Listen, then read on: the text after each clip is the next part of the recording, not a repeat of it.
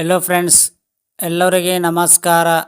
Kannada life ಸ್ಟೋರಿನಿಂದ ಪ್ರತಿಯೊಬ್ಬರಿಗೆ ತುಂಬ ಧನ್ಯವಾದಗಳು. ಬೆಡ್ನಲ್ಲಿ ಆಟ ಮುಂದುವರಿಸಲಾಗಿದೆ. ಮುಜುಗರಗೊಳ್ಳಲಾಗಲು ಕಾರಣಗಳಿವು. ಎಲ್ಲ ಪುರುಷರು ಒಂದೇ ರೀತಿಯ ಲೈಂಗಿಕ ಸಾಮರ್ಥ್ಯವನ್ನು ಹೊಂದಿರುವುದಿಲ್ಲ. ಹೀಗಿರುವಾಗ ಕೆಲವರು ಲೈಂಗಿಕವಾಗಿ ಸಾಮರ್ಥ್ಯರಾಗಿದ್ದರೆ ಇನ್ನೂ ಕೆಲವರು ಅಸಮರ್ಥರಾಗಿರುತ್ತಾರೆ. ನೀವು ಹಾಸಿಗೆಯಲ್ಲಿ ಲೂಸರ್ ಎಂದು ಯಾರೊಬ್ಬರಿಂದಲೂ ಕರೆಸಿಕೊಳ್ಳಲು ಯಾರು ಇಷ್ಟಪಡೋದಿಲ್ಲ. ಲೈಂಗಿಕ ಕಾರ್ಯಕ್ಷಮತೆಯ ಪ್ರತಿಯೊಬ್ಬರಿಗೂ ಬಹಳ ಸೂಕ್ಷ್ಮವಾದ ವಿಷಯವಾಗಿದೆ ಮತ್ತು ನೀವು ಅದರಲ್ಲಿ ಉತ್ತಮವಾಗಿಲ್ಲ ಎಂದು ತಿಳಿದುಕೊಳ್ಳುವುದು ನಿಜವಾಗಿಯೂ ಅಸಹಾಯಕತೆಯನ್ನುಂಟು ಮಾಡುತ್ತದೆ.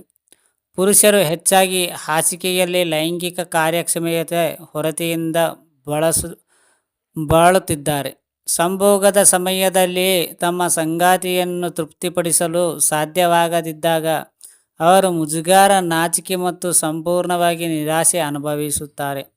ಲೈಂಗಿಕ ಸಮಯದಲ್ಲಿ ಕೆಲವು ಪುರುಷರು ಸೋತವರಂತೆ ಏಕೆ ಭಾವಿಸುತ್ತಾರೆ ಎಂಬುದಕ್ಕೆ ಕೆಲವು ಸಂಭವನೀಯ ಕಾರಣಗಳನ್ನು ಇಲ್ಲಿ ನೀಡಲಾಗಿದೆ.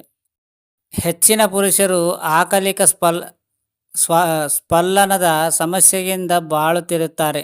ಹೀಗಾಗಿ ಅವರಿಗೆ ತಮ್ಮ ಸಂಗಾತಿಯನ್ನು ನೋಡಲು ಸಹ ಮುಜುಗರಗೊಳ್ಳವಾಗುತ್ತದೆ. ಇದು ಸಂಗಾತಿಯ ಲೈಂಗಿಕತೆಯ ಮನಸ್ಥಿತಿಯನ್ನು ಹಾಳು ಮಾಡುತ್ತದೆ. ಪುರುಷರ ಇದರಿಂದಾಗಿ ಮತ್ತಷ್ಟು ಆತಂಕಗೊಳ್ಳಲಾಗುತ್ತಾರೆ. ಬೇಗನೆ ಕ್ಲೈಮ್ಯಾಕ್ಸ್ಗೆ ತಲುಪುವುದು. ಕೆಲವು ಪುರುಷರು ಎಷ್ಟೇ ಪ್ರಯತ್ನಿಸಿದರೂ ಒಂದು ನಿಮಿಷದೊಳಗೆ ತ್ವರಿತವಾಗಿ ಕ್ಲೈಮ್ಯಾಕ್ಸ್ ತಲುಪುತ್ತಾರೆ. ಇದು ಅವರಲ್ಲಿ ತಮ್ಮ ಸಂಗಾತಿಯನ್ನು ತೃಪ್ತಿಪಡಿಸಿಲ್ಲ ಎಂಬ ಭಾವನೆ ಅವರ ಮನಸ್ಸಿನಲ್ಲಿರುತ್ತದೆ. ಇದು ಅವರನ್ನು ಮುಜುಗರ ಮತ್ತು ನಾಚಿಕೆಗೀಡಿಸುತ್ತದೆ.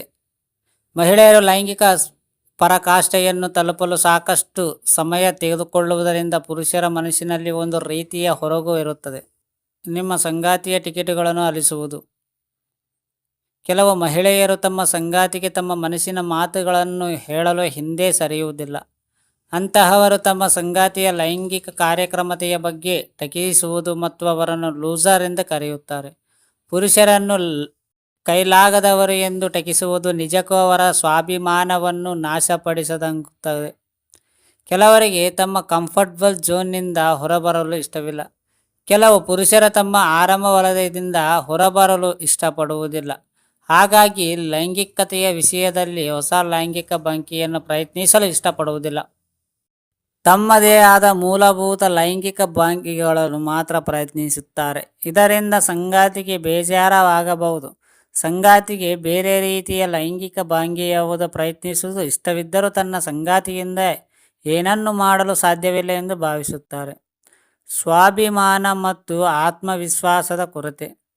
ಪುರುಷರು ಸ್ವಾಭಿಮಾನ ಮತ್ತು ಆತ್ಮವಿಶ್ವಾಸದ ಕೊರತೆಯಿಂದ ಬಾಳುತ್ತಿದ್ದರೆ ಅದು ಅವರ ಲೈಂಗಿಕ ಕಾರ್ಯಕ್ಷಮತೆ ಮೇಲೆ ಹೆಚ್ಚಿನ ಪರಿಣಾಮ ಬೀರುತ್ತದೆ. ಪುರುಷರಿಗೆ ತಮ್ಮ ಮೇಲೆಯ ವಿಶ್ವಾಸವಿಲ್ಲದಿದ್ದರೆ ಅವರು ಲೈಂಗಿಕತೆಯನ್ನು ಸರಿಯಾಗಿ ನಿರ್ವಹಿಸಲು ಸಾಧ್ಯವಿಲ್ಲ. ಇದು ದಾಂಪತ್ಯಗಳ ಲೈಂಗಿಕ ಜೀವನದ ಮೇಲೆ ಪರಿಣಾಮ ಬೀರುತ್ತದೆ. ಮಿತಿಮೀರಿದ ಹಸ್ತಮೈಥುನ. ಹೆಚ್ಚಿನವರು ತಮ್ಮ ಯೌವನದಲ್ಲಿ ಹಸ್ತಮೈಥುನವನ್ನು ಮಾಡುತ್ತಾರೆ. ಹದಿಹರೆಯದರಲ್ಲಿ ಹಸ್ತಮೈಥುನದ ನಂತರ ಅವರ ಲೈಂಗಿಕ ಜೀವನದ ಮೇಲೆ ಪರಿಣಾಮ ಬೀರುತ್ತದೆ. ಲೈಂಗಿಕ ಸಮಯದಲ್ಲಿ ಅವರು ಸರಿಯಾಗಿ ಕಾರ್ಯನಿರ್ವಹಿಸಲು ಸಾಧ್ಯವಿಲ್ಲದಿರುವುದಕ್ಕೆ ಹಸ್ತಮೈಥುನ ಕಾರಣವೆಂದು ಪರಿಗಣಿಸುತ್ತಾರೆ. ಫ್ರೆಂಡ್ಸ್, ಅರ್ಥ ಆಯ್ತಾ ನಿಮಗೆ? ಹುಷಾರಾಗಿರಿ. ಈ ಸ್ಟೋರಿ ಕೇಳಿದ ಪ್ರತಿಯೊಬ್ಬರಿಗೆ ತುಂಬ ಧನ್ಯವಾದಗಳು.